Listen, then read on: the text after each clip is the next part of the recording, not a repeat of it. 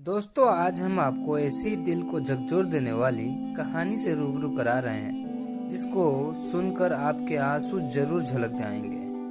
दोस्तों, हम आपको एक बात बता दें कि प्यार जहां होता है, जिससे होता है उससे हो ही जाता है। प्यार जाति, धर्म, गली मोहल्ला कुछ नहीं देखता है, वह तो अपने आप ही हो जाता है। दोस्तों, आज हम कुछ ऐसे ही प्यार के दीवानों की कहानी के बारे में बता रहे हैं। एक गांव में अभिषेक नाम का एक लड़का रहता था जो अपने ही गांव की लड़की से बेहद प्यार करता था, जिसका नाम राधिका था। राधिका और अभिषेक एक ही जाति के थे और दोनों का घर बिल्कुल आमने सामने बना हुआ था। यह दोनों एक दूसरे के प्यार में बिल्कुल पागल हो गए थे। दोस्तों, यह हाल हो गया था कि जब तक ये दोनों एक दूसरे की आवाज ना सुन ले तब तक खाना तक भी नहीं खाते थे।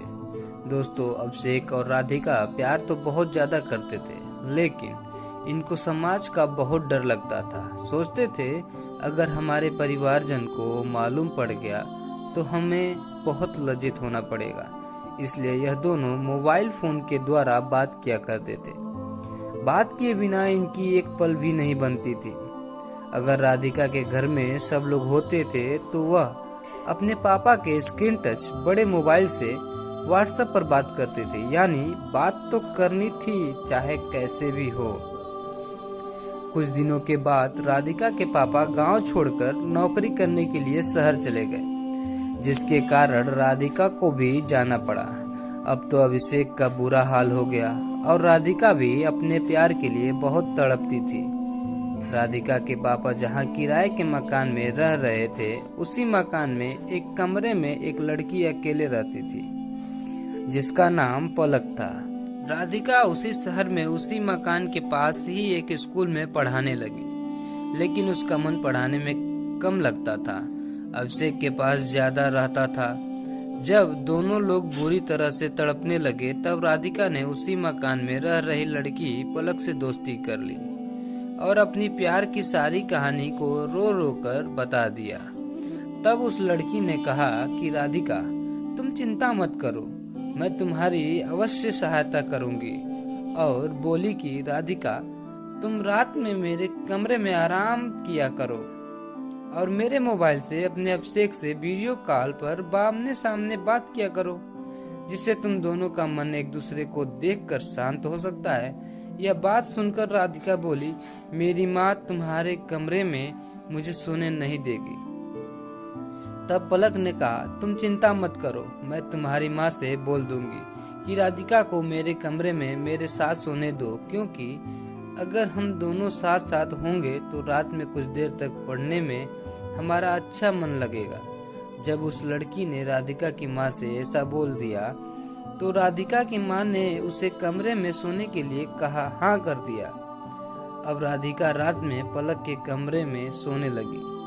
अब तो राधिका अपने अभिषेक से पलक के मोबाइल से पूरी रात वीडियो कॉल पर बात करती थी। राधिका हर बात पर अभिषेक से यही कहती थी कि अभिषेक, मैं रहती तो यहाँ हूँ पर मेरा दिल तुम्हारे पास है।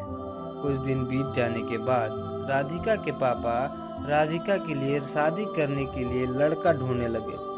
राधिका की मजबूरी थी, वह कुछ कह भी नहीं सकती थी। जब राधिका की शादी पक्की हो गई तब अभिषेक को यह मालूम पड़ा तो वो बहुत बुरी तरह चीख चीख कर रोने लगा कि राधिका, राधिका, मैं अब तुम्हारे बिना नहीं रह सकता। तब राधिका ने अभिषेक को समझाया कि अभिषेक, मेरी शादी तो हो जाएगी लेकिन मेरा प्यार अमर है, मैं तो तुम्हारी ही रहूंगी, उसका तो केवल नाम ही होगा। जब राधिका की शादी होने लगी तब अभिषेक ने राधिका के लिए एक गिफ्ट भेजा। राधिका ने जैसे ही गिफ्ट को खोला तो वह दंग रह गई, फूट फूट कर रोने लगी। क्या आप जानते हैं कि वह क्यों रोने लगी थी? क्योंकि उस गिफ्ट में खून से लथपथ अभिषेक का दिल था और उसके साथ एक प्रेम पत्र था। उस प्रेम पत्र में अभिषेक ने लिखा था कि मेरी प्यारी राधिका, तुम अपना दिल तो मेरे पास ही छोड़ आई हो, इसको तो ले लो, यह कहाँ अकेला तड़पेगा। राधिका उस खून से लथपथ दिल को अपने दिल से लगाकर चीख चीख कर रोने लगी और कहने लगी कि अभिषेक तुमने यह क्या कर दिया। तब उसे अपने अभिषेक की बहुत याद आई और भगवान से प्रार्थना करने लगी कि हे भगवान, अगर प्यार देना तो दोनों प्यार को एक दूसरे से बिल्कुल अलग ना होने देना।